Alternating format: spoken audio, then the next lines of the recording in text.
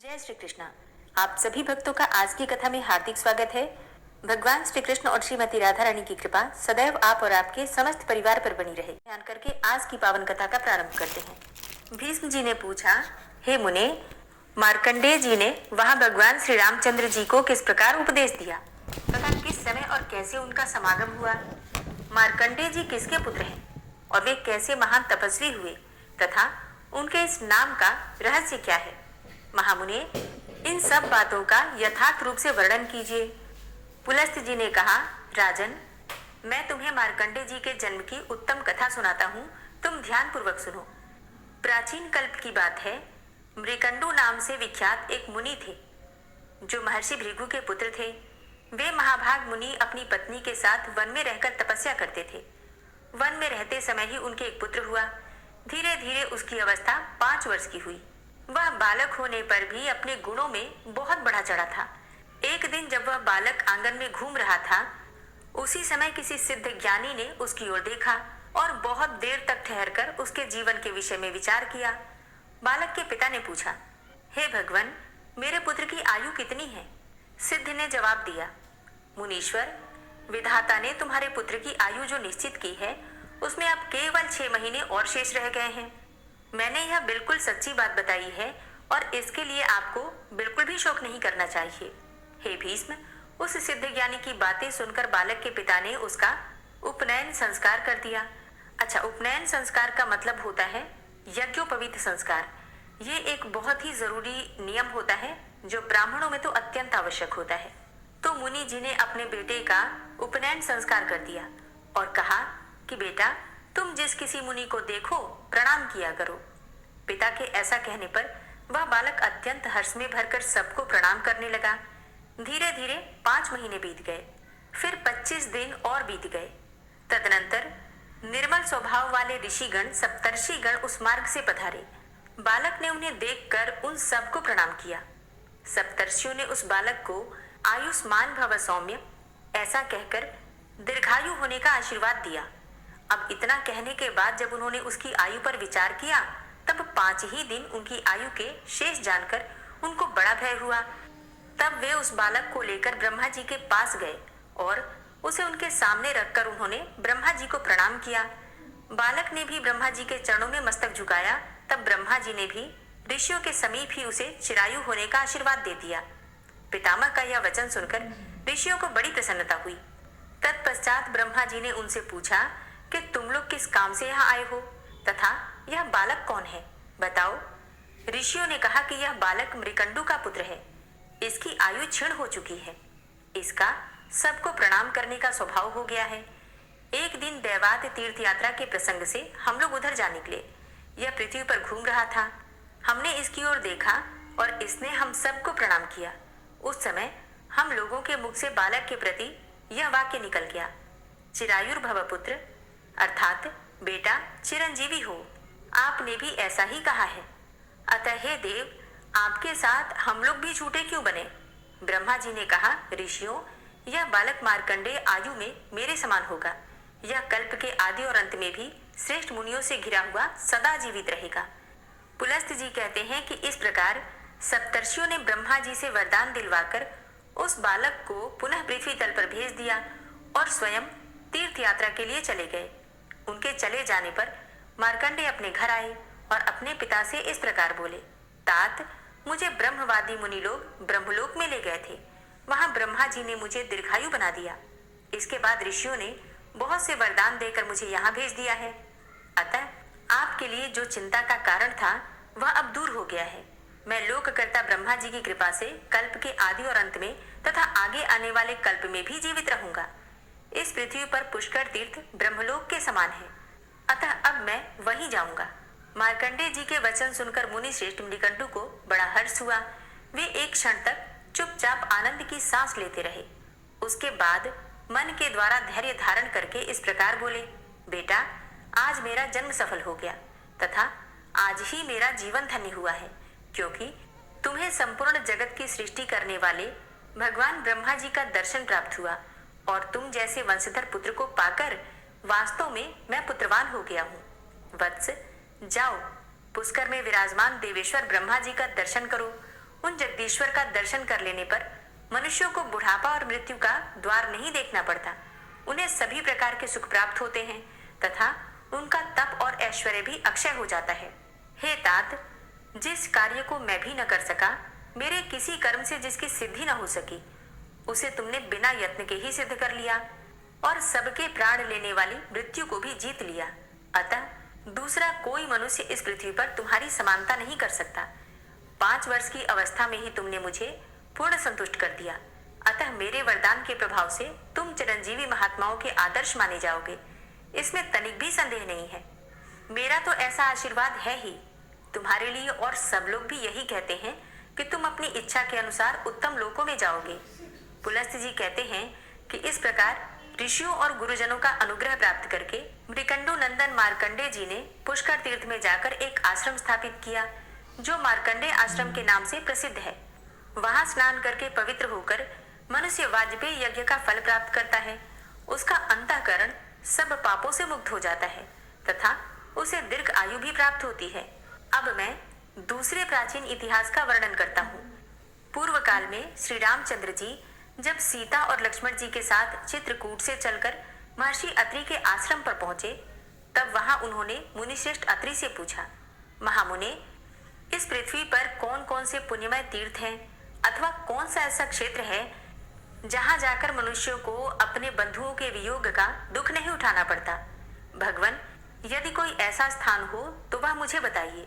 अत्रि बोले, रघुवंश का विस्तार करने वाले हे वत्स श्री राम, तुमने बड़ा उत्तम प्रश्न किया है। मेरे पिता ब्रह्मा जी के द्वारा निर्मित एक उत्तम तीर्थ है जो पुष्कर नाम से विख्यात है। वहां 2 प्रसिद्ध पर्वत हैं जिन्हें मर्यादा पर्वत और यज्ञ पर्वत कहते हैं। उन दोनों के बीच में 3 कुंड हैं जिनके नाम क्रमशः ज्येष्ठ पुष्कर, मध्यम पुष्कर और कनिष्ठ पुष्कर हैं। वहां जाकर तुम अपने पिता दशरथ को पिंडदान से तृप्त करो। वह तीर्थों में श्रेष्ठ तीर्थ और क्षेत्रों में उत्तम क्षेत्र है। हे रघुनंदन, वहां अवियोगा नाम की एक चौकोर बावली है तथा एक दूसरा जल से युक्त कुआं है जिसे सौभाग्य कूप कहते हैं। वहां पर पिंड दान करने से पितरों की मुक्ति हो जाती है। वह तीर्थ प्रलय पर्यंत रहता है, ऐसा पितामह का कथन है। पुलस्त्य जी कहते हैं कि बहुत अच्छा कहकर श्री रामचंद्र जी ने पुष्कर जाने का विचार किया। वे रीछवान पर्वत, विदिशा नगरी तथा चरमनवती नदी को पार करके यज्ञ पर्वत के पास जा पहुंचे। फिर बड़े वेग से उस पर्वत को भी पार करके वे मध्यम पुष्कर में गए। वहां स्नान करके उन्होंने मध्यम पुष्कर के पास ही जल से समस्त देवताओं और पितरों का तर्पण किया। उसी समय मुनिश्रेष्ठ मार्कंडे जी अपने शिष्यों के साथ वहां आए। श्री रामचंद्र जी ने जब उन्हें देखा तो सामने जाकर प्रणाम किया और बड़े आदर के साथ कहा, मुने, मैं राजा दशरथ का पुत्र हूँ। मुझे लोग राम कहते हैं।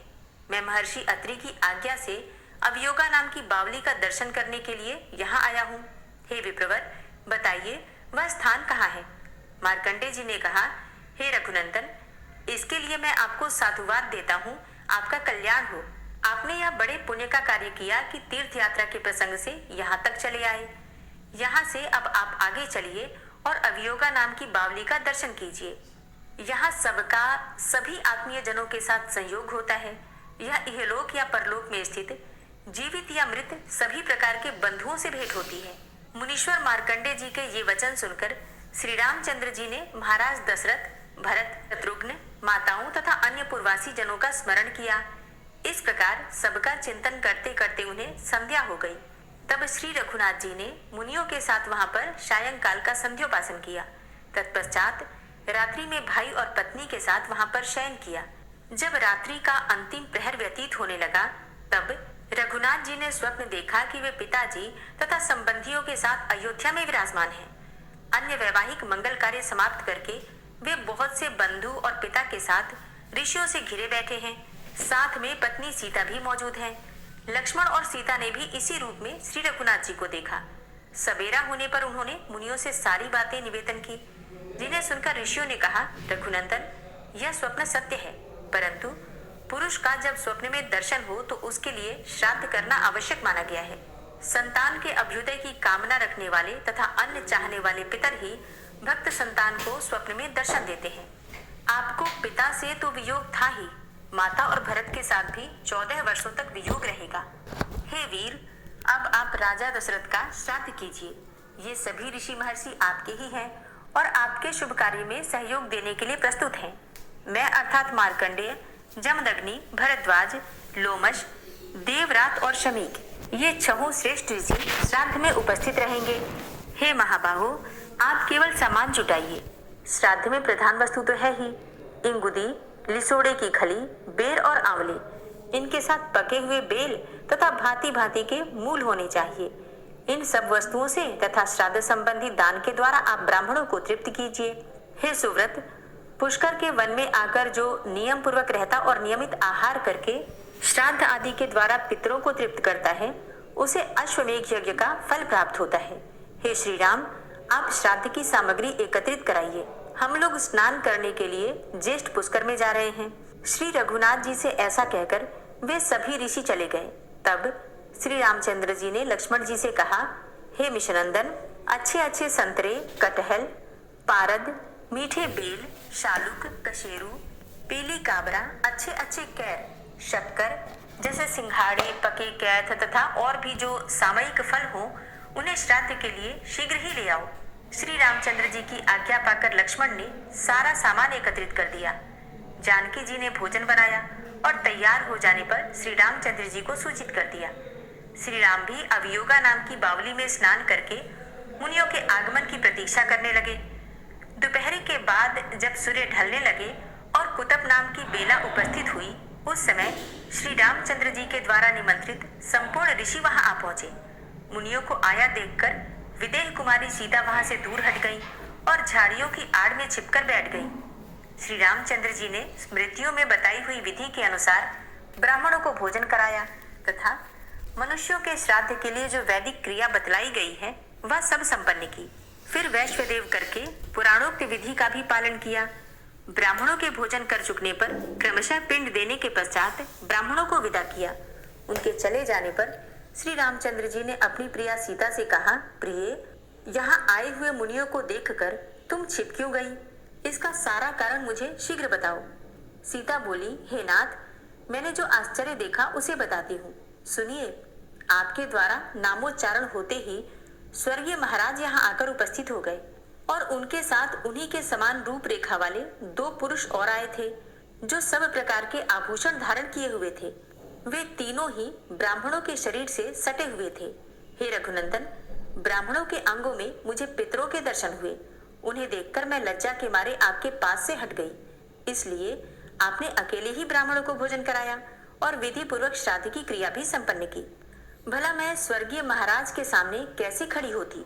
यह आपसे मैंने सच्ची बात बताई है। पुलस्त्य जी कहते हैं कि यह सुनकर श्री रघुनाथ जी बहुत प्रसन्न हुए और प्रिय वचन बोलने वाली प्रियतमा सीता को बड़े आदर के साथ हृदय से लगा लिया। तत्पश्चात श्री राम जी और लक्ष्मण जी दोनों वीरों ने भोजन किया। उनके बाद जानकी जी ने स्वयं भी भोजन किया। इस प्रकार दोनों भाई श्री राम और लक्ष्मण तथा सीता ने वह रात वहीं बिताई। दूसरे दिन सूर्योदय होने पर सबने जाने का निश्चय किया। श्री रामचंद्र जी पश्चिम की ओर चले और एक कोस चलकर ज्येष्ठ पुष्कर के पास जा पहुंचे। श्री रघुनाथ जी ज्यों ही जाकर पुष्कर के पूर्व में खड़े हुए, त्यों ही उन्हें देवदूत के कहे हुए ये वचन सुनाई दिए, हे रघुनंदन, आपका कल्याण हो। यह तीर्थ अत्यंत दुर्लभ है। हे वीरवर, इस स्थान पर कुछ काल तक निवास कीजिए, क्योंकि आपको देवताओं का कार्य सिद्ध करना, देव शत्रुओं का वध करना है। यह सुनकर श्री रामचंद्र जी के मन में बड़ी प्रसन्नता हुई। उन्होंने लक्ष्मण जी से कहा, हे सुमित्रा नंदन, देवाधिदेव ब्रह्मा जी ने हम लोगों पर अनुग्रह किया है, अतः मैं यहाँ आश्रम बनाकर 1 मास तक रहना चाहता हूँ तथा शरीर की शुद्धि करने वाले उत्तम व्रत का आचरण करना चाहता हूँ। लक्ष्मण जी ने बहुत अच्छा कहकर भगवान श्री राम की बात का अनुमोदन किया। तत्पश्चात वहां अपना व्रत पूर्ण करके वे दोनों भाई चले और पुष्कर क्षेत्र की सीमा मर्यादा पर्वत के पास जा पहुंचे। वहां देवताओं के स्वामी पिनाकधारी देवदेव महादेव जी का स्थान था। वे वहां अवगंध के नाम से प्रसिद्ध थे। श्री रामचंद्र जी ने वहां जाकर त्रिनेत्रधारी भगवान उमानाथ को साष्टांग प्रणाम किया। उनके दर्शन से श्री रघुनाथ जी के श्री विग्रह में रोमांच हो आया। वे सात्विक भाव में स्थित हो गए। उन्होंने देवेश्वर भगवान श्री शिव को ही जगत का कारण समझा और विनम्र भाव से स्थित होकर उनकी स्तुति करने लगे।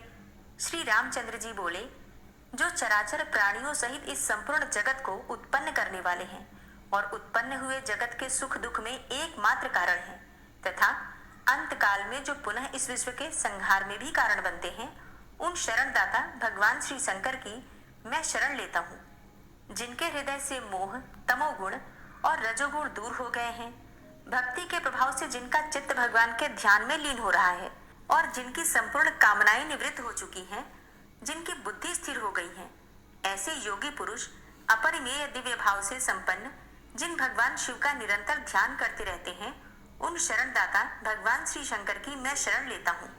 जो सुंदर किरणों से युक्त निर्मल चंद्रमा की कला को जटाजूट में बांधकर अपनी प्रियतमा गंगा जी को मस्तक पर धारण करते हैं, जिन्होंने गिरिराज कुमारी उमा को अपना आधा शरीर दे दिया है, उन शरणदाता भगवान श्री शंकर की मैं शरण लेता हूँ। आकाश से गिरती हुई गंगा जी को जो स्वच्छ, सुंदर एवं चंचल जल राशि से युक्त तथा ऊंची ऊंची लहरों से उल्लसित होने के कारण भयंकर जान पड़ती थी, जिन्होंने हिलते हुए फूलों से सुशोभित माला की भांति सहसा अपने मस्तक पर धारण कर लिया, उन शरणदाता भगवान श्री शंकर की मैं शरण लेता हूँ। कैलाश पर्वत के शिखर के समान ऊंचे शरीर वाले दसमुख रावण के द्वारा हिलाई जाती हुई कैलाश गिरी की चोटी को जिन्होंने अपने चरण कमलों से ताल देकर स्थिर कर दिया, उन शरणदाता भगवान श्री शंकर की मैं शरण लेता हूँ। जिन्होंने अनेकों बार दैत्यों को युद्ध में परास्त किया है और विद्याधर, नागगण तथा फल मूल का आहार करने वाले संपूर्ण मुनिवरों को उत्तम वर दिए हैं, उन शरणदाता भगवान श्री शंकर की मैं शरण लेता हूँ। जिन्होंने दक्ष का यज्ञ भस्म करके भग देवता की आंखें फोड़ डाली और पृषा के सारे दांत गिरा दिए तथा वज्र सहित देवराज इंद्र के हाथ को भी स्तंभित कर दिया, जड़वत निश्चेष्ट बना दिया, उन शरणदाता भगवान श्री शंकर की मैं शरण लेता हूँ। जो पाप कर्म में निरत और विषयासक्त हैं, जिनमें उत्तम ज्ञान, उत्तम कुल, उत्तम शास्त्र ज्ञान और उत्तम गुणों का भी अभाव है, ऐसे पुरुष भी जिनकी शरण में जाने से सुखी हो जाते हैं, उन शरणदाता भगवान श्री शंकर की मैं शरण लेता हूँ। जो तेज में करोड़ों चंद्रमाओं और सूर्यों के समान हैं, जिन्होंने बड़े बड़े देवताओं तथा दानवों का भी दिल दहला देने वाले कालकूट नामक भयंकर विष का पान कर लिया था, उन प्रचंड वेगशाली शरणदाता भगवान श्री शंकर की मैं शरण लेता हूँ। जिन भगवान महेश्वर ने कार्तिकेय के सहित ब्रह्मा, इंद्र, रुद्र तथा मरुदगणों को अनेकों बार वर दिए हैं तथा नंदी का मृत्यु के मुख से उद्धार किया, उन शरणदाता भगवान श्री शंकर की मैं शरण लेता हूँ। जो दूसरों के लिए मन से भी अगम्य है, महर्षि भृगु ने हिमालय पर्वत के निकुंज में होम का धुआं पीकर कठोर तपस्या के द्वारा जिनकी आराधना की थी तथा जिन महात्मा ने भृगु को उनकी तपस्या से प्रसन्न होकर संजीवनी विद्या प्रदान की, उन शरणदाता भगवान श्री शंकर की मैं शरण लेता हूँ। हाथी और बिल्ली आदि किसी मुखाकृति वाले तथा दक्ष यज्ञ का विनाश करने वाले नाना प्रकार के महाबली गणों द्वारा जिनकी निरंतर पूजा होती रहती है एवं लोकपालों सहित देवगण भी जिनकी आराधना किया करते हैं, उन शरणदाता भगवान श्री शंकर की मैं शरण लेता हूँ। जिन भगवान ने अपनी क्रीड़ा के लिए ही अनेकों नदियों, पक्षियों और वृक्षों से सुशोभित एवं ब्रह्मा जी से अधिष्ठित सातों भुवनों की रचना की है तथा जिन्होंने संपूर्ण लोकों को अपने पुण्य पर ही प्रतिष्ठित किया है, उन शरणदाता भगवान श्री शंकर की मैं शरण लेता हूँ। यह संपूर्ण विश्व सदा ही जिनकी आज्ञा के अधीन है, जो जल, अग्नि, यजमान, सूर्य, चंद्रमा, आकाश, वायु और प्रकृति इन 8 विग्रहों से समस्त लोगों का उपभोग करते हैं तथा जो बड़े से बड़े कारण तत्वों के भी महाकारण हैं, उन शरणदाता भगवान श्री शंकर की मैं शरण लेता हूँ। जो अपने श्री विग्रह को हिम और भस्म से विभूषित करके शंख, चंद्रमा और कुंद के समान श्वेत वर्ण वाले वृषभ अर्थात श्रेष्ठ नंदी पर सवार होकर गिरिराज किशोरी उमा के साथ आकाश में विचरते रहते हैं, उन शरणदाता भगवान श्री शंकर की मैं शरण लेता हूँ। यमराज की आज्ञा पालन में लगे रहने पर भी जिन्हें वे भयंकर यमदूत पकड़कर लिए जा रहे थे तथा जो भक्ति से नम्र होकर स्तुति कर रहे थे, उन शांत मुनि की जिन्होंने बलपूर्वक यमदूतों से रक्षा की, उन शरणदाता भगवान श्री शंकर की मैं शरण लेता हूँ। जिन्होंने समस्त देवताओं के सामने ही ब्रह्मा जी के उस 5वें मस्तक को, जो नवीन कमल के समान शोभा पा रहा था, अपने बाएं हाथ के नख से बलपूर्वक काट डाला था, उन शरणदाता भगवान श्री शंकर की मैं शरण लेता हूँ। जिन वरदायक भगवान के चरणों में भक्ति पूर्वक प्रणाम करके तथा आलस्य रहित निर्मल वाणी के द्वारा जिनकी स्तुति करके सूर्य देव अपनी उद्दीप्त किरणों से जगत का अंधकार दूर करते हैं, उन शरणदाता भगवान श्री शंकर की मैं शरण लेता हूँ।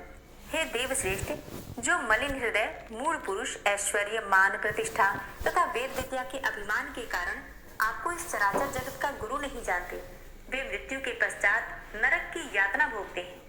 पुलस्त जी कहते हैं कि श्री रघुनाथ जी के इस प्रकार स्तुति करने पर हाथ में त्रिशूल धारण करने वाले वृषभ ध्वज भगवान श्री शंकर ने संतुष्ट होकर हर्ष में भरकर कहा, रघुनंदन, आपका कल्याण हो, मैं आपके ऊपर बहुत संतुष्ट हूँ। आपने विमल वंश में अवतार लिया, आप जगत के वंदनीय हैं। मानव शरीर में प्रकट होने पर भी वास्तव में आप देव स्वरूप हैं। आप जैसे रक्षक के द्वारा सुरक्षित होकर देवता अनंत वर्षों तक सुखी रहेंगे और चिरकाल तक उनकी वृद्धि होती रहेगी। 14वां वर्ष बीतने पर जब आप अयोध्या को लौट जाएंगे, उस समय इस पृथ्वी पर रहने वाले जो मनुष्य आपका दर्शन करेंगे वे सभी सुखी होंगे तथा उन्हें अक्षय स्वर्ग का निवास प्राप्त होगा। अतः हे श्री राम, आप देवताओं का महान कार्य करके पुनः अयोध्यापुरी को लौट जाइए।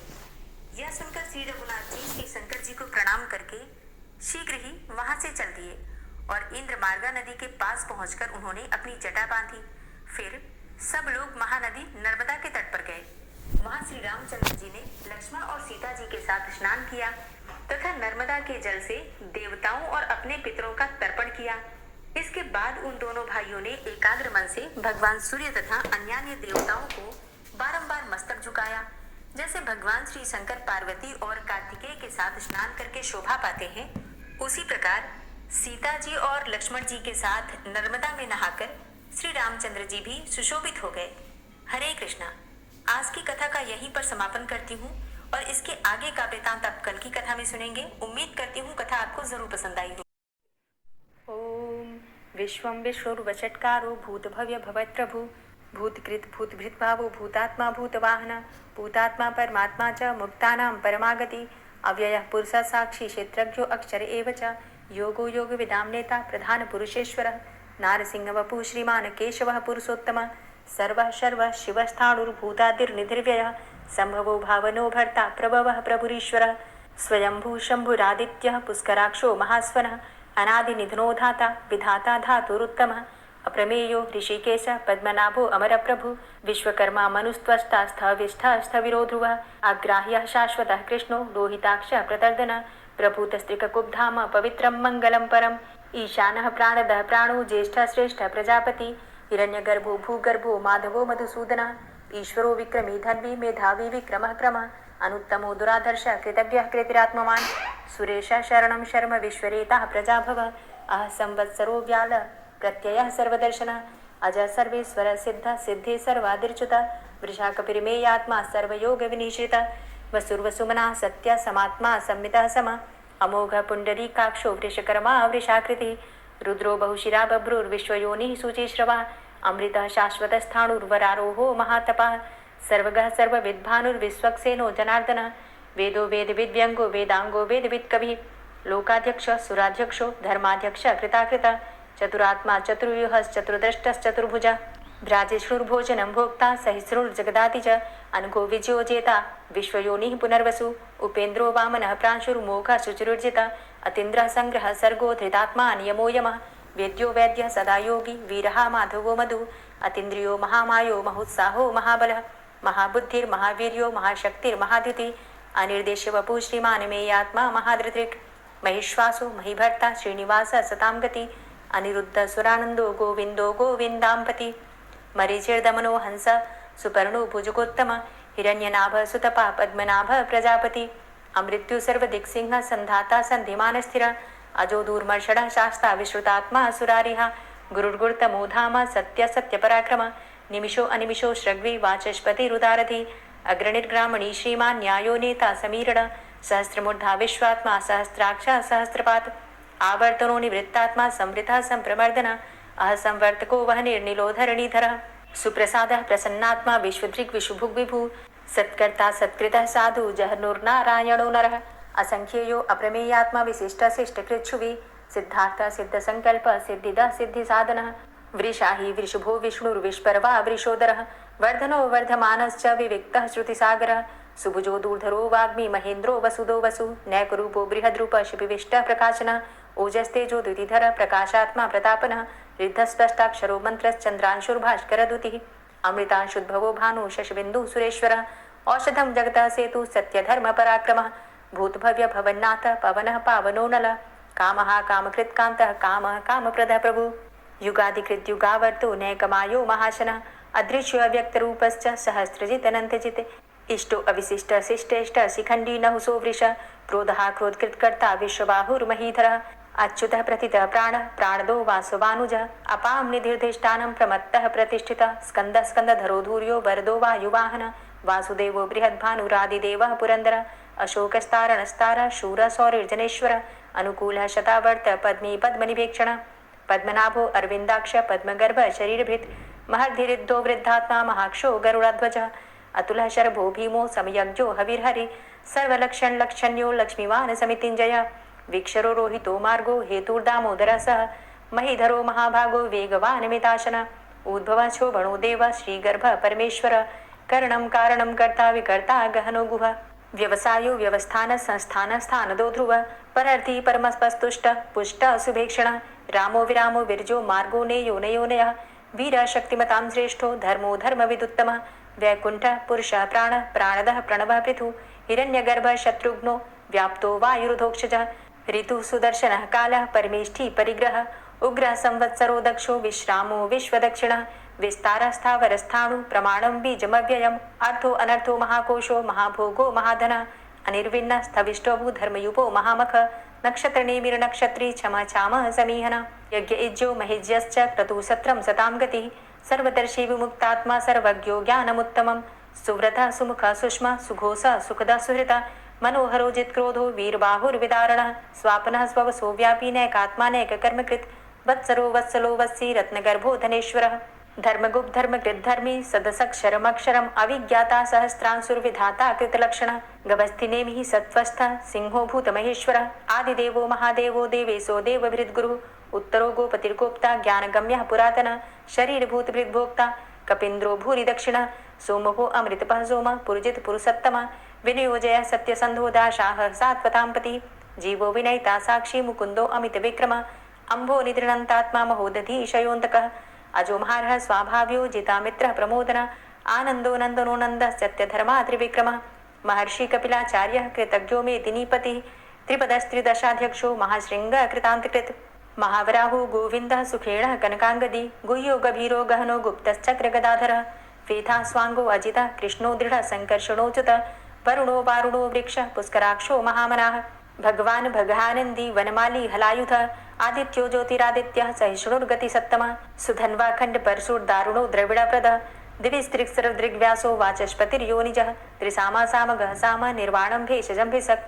संन्यासकृच्छमः शान्तो निष्ठा शान्तिः परायणं शुभाङ्गः शान्तिदस्रष्टा कुमुदः कुवलेशयः गोहितो गोपतिर्गोप्ता वृषभाक्षो वृषप्रियः अनिवर्ति निवृतात्मा संक्षेप्ता चेमकृच्छिवः श्रीवत्सवक्षा श्रीवास श्रीपति श्रीमताम्बर श्रीदा श्रीश श्रीनिवास श्रीनिधि श्रीविभावन श्रीधर श्रीकर श्रेय श्रीमान लोकत्रयाश्रय स्वक्ष स्वंग शतानंदो नंदिर्ज्योतिर्गणेश्वर विजितात्मा विधेयात्मा सत्कीर्तिश्छिन्न संशय उदीर्ण सर्वतक्षसुर निश शाश्वत स्थिर भूषयो भूषणो भूतिर्विशोक शोकनाशन अर्चिष्मान अर्चित कुंभो विशुद्धात्मा विशोधन अनिरुद्धो अप्रतिरथ प्रद्युम्नो अमित विक्रम कालिनेमि निहावीर शौरी सूर्जनेश्वर त्रिलोकात्मा त्रिलोकेशः केशवः केशिहारी कामदेवः कामपालः कामीकान्तः कृतागमः अनिर्देशव पुर्विष्णोर्वीरो अनन्तो धनञ्जयः ब्रह्मण्यो ब्रह्मकृत् ब्रह्मा ब्रह्म ब्रह्म विवर्धन ब्रह्मविद् ब्राह्मणे ब्रह्मी ब्रह्मज्ञो ब्राह्मण प्रियः महाक्रमो महाकर्मा महातेजा महोरगः महाक्रतुर्महायज्वा महायज्ञो महाहवि स्तव्यस्तव प्रियस्तोत्रं स्तुतिस्तोतारणप्रियः पूर्णः पुरैता पुण्य पुण्यकीर्तिर्नामयः मनोजवस्तीर्थकरो वसुरेता वसुप्रदः वसुप्रदो वासुदेव वसुर्वसुमनाहवि सद्गतिः सत्कीर्तिः सत्ता सद्भूति सत्परायणः शूरसेनो यदुश्रेष्ठः सन्निवासः सुयामुनः भूतावासो वासुदेवः सर्वासु निलयोनलः दर्पः दर्पदो दृप्तो दूर्धरोधा पराजितः विश्वमूर्तिर्महामूर्तिर्दीप्तमूर्तिर्मूर्तिमान् अनेकमूर्तिरव्यक्तः शतमूर्तिः शताननः एको नैकः सवः क किं यत्तत्पदमनुत्तमं लोकबन्धुर्लोकनाथो माधवो भक्तवत्सलः सुवर्णवर्णो हेमांगो वरांगश्चंदनांगदी वीरः विषमः शून्यो घृताशीर चलश्चलः अमानीमानदो मान्यो लोकस्वामी त्रिलोकदृक् सुमेधा मेधजो धन्य सत्यमेधा धराधर तेजो वृष द्वितिधर सर्वशस्त्रभृतांबर प्रग्रहो निग्रहो व्यग्रो नैकशृंगो गदाग्रज चतुर्मूर्तिश्चतुर्बाहुश्चतुर्व्यूहश्चतुर्गति चतुरात्मा चतुर्भावश्चतुर्वेद विदेकपात समावर्तो अन्वृतात्मा दुर्जयो दुरतिक्रम दुर्लभो दुर्गमो दुर्गो दुरावासो दुरारिहा शुभांगो लोक सारंग शुतंतुस्तंतु वर्धन इंद्रकर्मा महाकर्मा कृतकर्मा कृतागम उद्भव सुंदर सुंदो रत्ननाभ सुलोचन अर्को वाजसना श्रृंगी जयंत सर्वविजयी सुवर्ण बिंदु रक्षोभ्य सर्वभागीश्वरेश्वर महाहृदो महागर्तो महाभूतो महानिधि कुमुदः कुंदरः कुंदः पर्जन्यः पावनो नीलः अमृताशो अमृतवपु सर्वज्ञः सर्वतोमुख सुलभ सुव्रत सिद्ध शत्रुजित् शत्रुतापन न्यग्रोधो दुम्बरो अस्वस्थश्चाणुरान्ध्रनिषूदन सहस्रार्चिः सप्तजिह्व सप्तैधा सप्तवाहन अमूर्तिरणघो अचिन्त्यो भयकृद् भयनाशन अणुर्बृहत् कृशस्थूलो गुणभृन्निर्गुणो महान् अधृत स्वधृत स्वास्य प्राग्वंशो वंशवर्धनः भारभृत कथितो योगी योगी स सर्वकामद आश्रम श्रमण छाम सुपर्णो वायुवाहन धनुर्धरो धनुर्वेदो दंडोदमयितादम अपराजितः सर्वसहो नियंता नियमो यमः सत्ववान सात्विक सत्य सत्यधर्मपरायण अभिप्रायः प्रियार्होर्ह प्रियकृत प्रीतिवर्धन विहाय सगतिर्ज्योति सुरुचिर्हुद्भुग्विभु रविर्विलोचन सूर्य सविता रविलोचन अनंतो हुद्भुग्भोक्ता सुखदो नैकजोग्रज अनिर्विण्ण सदामर्षि लोकाधिष्ठानमद्भुत सनात सनातन्तमः कपिलः कपिरप्यय स्वस्तिदा स्वस्तिकृत् स्वस्ति स्वस्तिभुक् स्वस्ति दक्षिण रौद्रः कुण्डली चक्रे विक्रमयुर्जित शासन शब्दातिग शब्दशः शिशिरः शर्वरीकर अक्रूरः पेशलो दक्षो दक्षिणः क्षमिणाम्बर विद्वतमो वितभय पुण्यशमन कीर्तन उत्तारणो दुष्कृतिः पुण्यो दुःस्वप्ननाशन वीरः रक्षण संतो जीवनः पर्यवस्थित अनंतरूपो अनंतसृजित मन्युर्भयापः चतुरष्ट्रो गभीरात्मा विदिशो व्यादिशो दिश अनादिर्भूर्भुवो लक्ष्मी सुवीरो रुचिरांगद जननो जन्मादिर्भीमो भीम पराक्रम आधारनीले योधाता पुष्पहासः प्रजागर ऊर्ध्वग सत्पथाचार प्राणदः प्रणवपण प्रमाणं प्राणनीलियः प्राणभृत् प्राणजीवन तत्त्वं तत्त्वविदेकात्मा जन्म मृत्यु जरातिग भूर्भुवस्वस्तरुस्तारः सविता प्रपितामह यज्ञो यज्ञपतिर्यज्वा यज्ञांगो यज्ञवाहन यज्ञभृद्यज्ञकृद्यज्ञ यज्ञभुग्यज्ञ साधन यज्ञान्तिकृद्यज्ञ गुह्यमन्यमन्नादेव च आत्मयोनिः स्वयं जातो वैखानः सामगायन देवकी नंदन स्रष्टा क्षितिसः पापनाशन शङ्खभृन्नन्दकी चक्री शारङ्गधन्वा गदाधरः रथाङ्गपाणिरक्षोभ्य सर्वप्रहरणायुध ओम नमः इति। श्री राधा कृपा कटाक्ष स्तोत्र। मुनीन्द्र वृंद वंदिते त्रिलोक शोक हारिणी प्रसन्न वक्त्र पंकजे निकुंज भूविलासिनी व्रजेन्द्र भानुनंदिनी व्रजेन्द्र सूनु संगते कदा करिष्यसि मां कृपा कटाक्ष भाजनम् अशोक वृक्ष वल्लरी वितान मंडप स्थिते प्रवाल बाल पल्लव प्रभारुणांध्रि कोमले वराभय स्फुरत्करे प्रभूत संपदालये कदा करिष्यसि मां कृपा कटाक्ष भाजनम् अनंगरंग मंगलं प्रसंग भंगुरं भ्रुवां सविभ्रमं ससंभ्रमं दृगन्त बाणपातने निरन्तरं वशीकृत प्रतीत नन्दनन्दने कदा करिष्यसि मां कृपा कटाक्ष भाजनम् तडित्सुवर्ण चम्पक प्रदीप्त गौर विग्रहे मुख प्रभा परास्त कोटि शारदेन्दु मण्डले विचित्र चित्र संचर चकोर शावलोचने कदा करिष्यसि मां कृपा कटाक्ष भाजनम् मदोन्मदादि यौवने प्रमोदमान मंडिते प्रियानुराग रंजिते कला विलास पंडिते अनन्य धन्य कुंज राज्य काम केलि कोविदे कदा करिष्यसि मां कृपा कटाक्ष भाजनम् अशेष हाव भाव धीर हीर हार भूषिते प्रभूत शात कुंभ कुंभ कुंभि कुंभ सुस्तनि प्रशस्त मंद हास्य चूर्ण पूर्ण सौख्य सागरे कदा करिष्यसि मां कृपा कटाक्ष भाजनम् मृणाल वाल वल्लरी तरंग रंग दौर्लते लताग्रलास्यलोलनीललोचनावलोकने ललल्लुलन्मिलन्मनोज्ञमुग्धमोहिनाश्रिते कदा करिष्यसि मां कृपाकटाक्षभाजनम् सुवर्णमल्लिकाञ्चितत्रिरेखकम्बुकण्ठगे त्रिसूत्रमङ्गलीगुणत्रिरत्नदीप्तिदीधिते सलोलनीलकुन्तलप्रसूनगुच्छगुम्फिते कदा करिष्यसि मां कृपाकटाक्षभाजनम् नितम्बबिम्बलम्बमानपुष्पमेखलागुणे प्रशस्तरत्नकिङ्किणीकलापमध्यमञ्जुले करीन्द्रशुण्डदण्डिकावरोहशोभगोरुके कदा करिष्यसि मां कृपाकटाक्षभाजनम्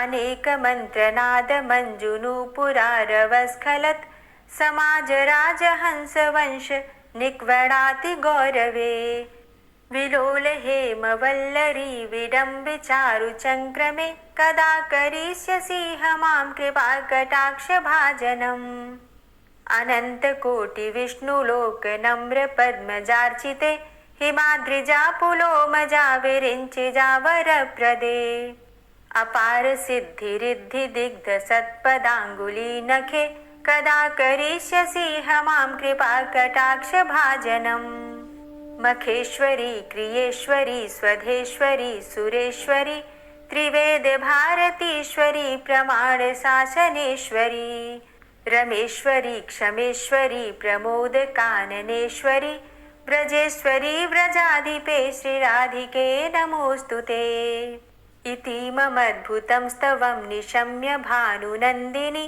करोतु सन्ततं जनं कृपाकटाक्षभाजनम् भवेत्तदैव सञ्चितत्रिरूपकर्मनाशनं लभेत्तदा ब्रजेन्द्रसूनुमण्डलप्रवेशनम् जय जय श्री राधे, जय जय श्री राधे। दोस्तों, उम्मीद करती हूँ आज की कथा आपको ज़रूर पसंद आई होगी। तो अगर कथा पसंद आई हो तो वीडियो को लाइक ज़रूर किया कीजिए और अगर संभव हो तो वीडियो को ज़्यादा से ज़्यादा शेयर कीजिए और हाँ, कमेंट बॉक्स में राधे राधे ज़रूर लिखा कीजिए। और जो भक्त इस चैनल पर पहली बार आए हैं, अभी तक आपने चैनल को सब्सक्राइब नहीं किया है, तो आज की वीडियो अगर आपको अच्छी लगे तो चैनल को सब्सक्राइब करके बेल आइकन को ज़रूर प्रेस कर लीजिए। इससे ये होगा कि इस चैनल पर जो भी नई वीडियो अपलोड होंगी उनकी नोटिफिकेशन आपको सही समय पर प्राप्त होगी। मिलती हूँ मैं आपसे अगली वीडियो में, तब तक के लिए जय श्री राधे।